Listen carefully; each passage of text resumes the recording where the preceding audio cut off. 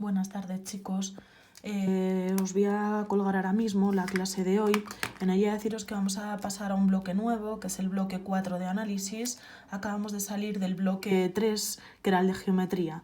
Dentro de este primer bloque 4, el primer tema que vamos a ver es el 10 de funciones elementales. Creo que muchas de las cosas que voy a explicar hoy ya las tenéis que haber visto en cuarto, así que fenomenal porque sería una clase de repaso. Entonces deciros que en la ciencia, en la tecnología, en la naturaleza, podemos identificar muchos tipos de funciones. En todas ellas se relacionan dos variables y esas dos variables habitualmente toman valores reales. Entonces, ya que este tema se llama funciones elementales, vamos a comenzar viendo lo que es la definición de función.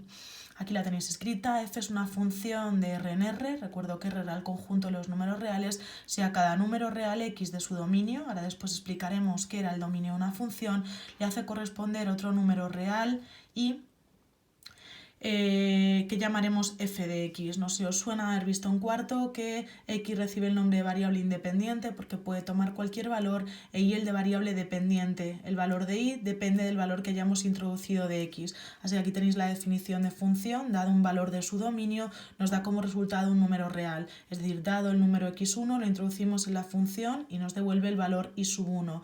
Dado el número x2, lo introducimos en la función y nos devuelve el valor y sub 2. Yo siempre digo que una función es como una maquinita donde lo que hacemos es introducirle un número y esa función nos devuelve otro número.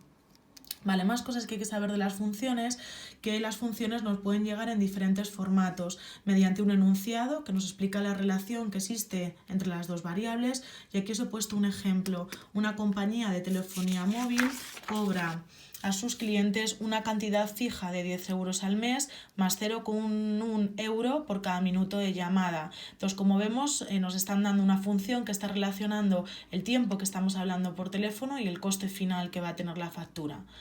Otra forma de representar una función es mediante su expresión analítica, su fórmula, que es a la que estamos más acostumbrados. Entonces, en el ejemplo anterior, si llamamos x a los minutos consumidos, que sería la variable independiente, e y al coste de la factura, que es la variable dependiente, porque depende de los minutos que hayamos consumido, llegamos a que el coste de la factura se calcula sumando la cantidad fija que vamos a tener que pagar de 10 euros, consumamos tiempo o no, más, y por cada minuto, como nos dice que el importe es de 0,1, pues 0,1x. De esta manera, el enunciado anterior se reduce a la función y igual a f de x igual a 10 más 0,1 por x.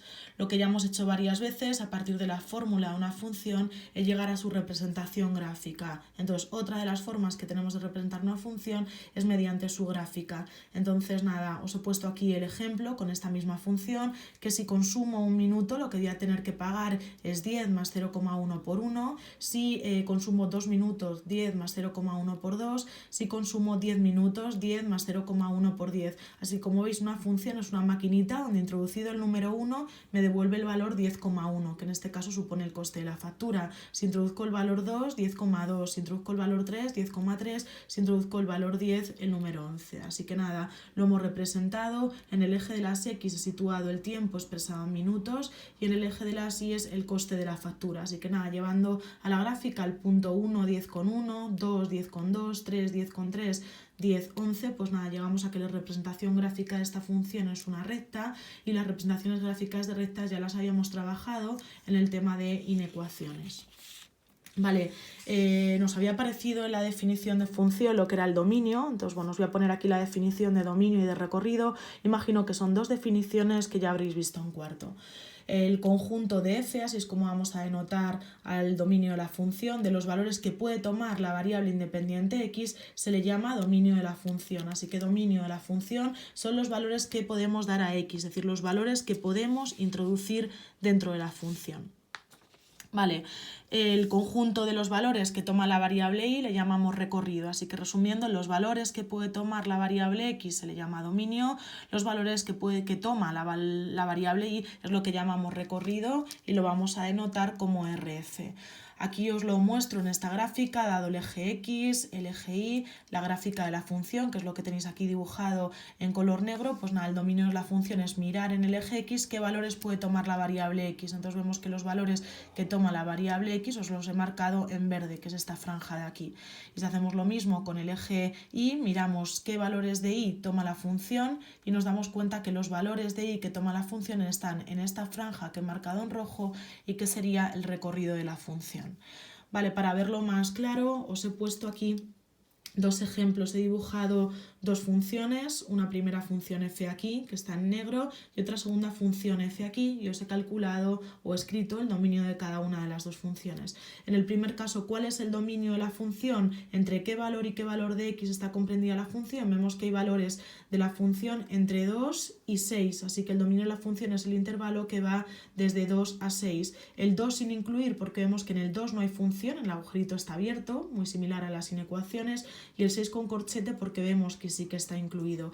Así que nada, la forma de ver el dominio, pues nada, vamos trazando rectas verticales y vemos dónde nos encontramos con función, y únicamente nos encontramos con función en el intervalo que va desde 2 a 6, el 2 sin incluir y el 6 incluido. Si repetimos lo mismo con la variable y, mirar qué valores puede tomar la función, llegamos a que hay función mirando en el eje y con estas rectas horizontales.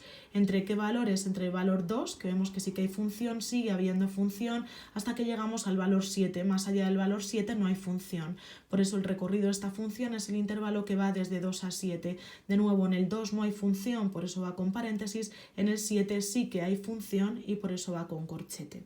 Esta es un poquito más sencilla y la segunda un poco más complicada. Tenemos una segunda función, que es la representación gráfica de una hipérbola. Para mirar el dominio hemos dicho que miramos qué valores puede tomar el eje X, entonces qué valores puede tomar la variable X. ¿Qué valores puede tomar la variable X? Nos damos cuenta que siempre hay función para cualquier valor de X hasta que llego al valor 2. En el 2 no hay función, tenemos lo que se llama asíntota vertical en la función y que veremos más adelante, y si continuamos hacia la derecha de 2 vemos que sí que hay función. De esta forma entonces el dominio de la función es el intervalo que va de menos infinito a 2, en 2 no hay función, unión desde 2 a más infinito. Os lo he marcado con estas rectas verticales, un poco cómo se mira cuál es el dominio de la función. Si hacemos lo mismo en horizontal, obtenemos el recorrido. Siempre vamos de la parte negativa a la positiva, de la parte negativa a la positiva. Entonces, si miramos dónde hay función y dónde no en el eje de las Y, en toda esta zona hay función hasta que llegamos al eje X, que es la altura 0. Ahí nos damos cuenta que no tenemos función, es lo que se llama asíntota horizontal y que también veremos más adelante. Si subimos de la altura 2, ahí ya sí que nos encontramos con función. Así que nada, vemos entonces que el recorrido de la función es el intervalo que va desde menos infinito a 0. En 0 no hay función, por ahí nos escaparíamos, y desde 0 a más infinito. Estudiar el dominio de y el recorrido de una función a partir de su representación gráfica es un poco lo que menos me interesa.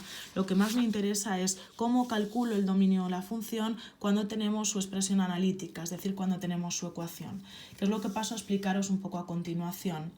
Que el dominio de una función puede quedar restringido por alguno de los siguientes motivos. Porque el contexto real del que se ha extraído la función, por ejemplo, en el de las llamadas, nos damos cuenta que el dominio de f será el intervalo que va desde 0 a más infinito. La variable x serán los minutos que hablábamos por teléfono. El número de minutos que hablamos por teléfono siempre tiene que ser positivo o 0, nunca puede ser un valor negativo.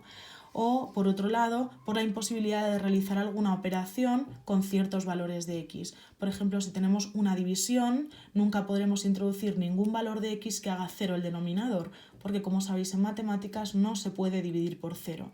Otro ejemplo sería que si aparece un número negativo dentro de una raíz de índice par, tampoco lo podremos calcular. Raíz cuadrada de menos 4, raíz cuadrada de menos 9, sabemos que no existe, así que no podremos introducir en una raíz cuadrada ningún valor de x que haga que el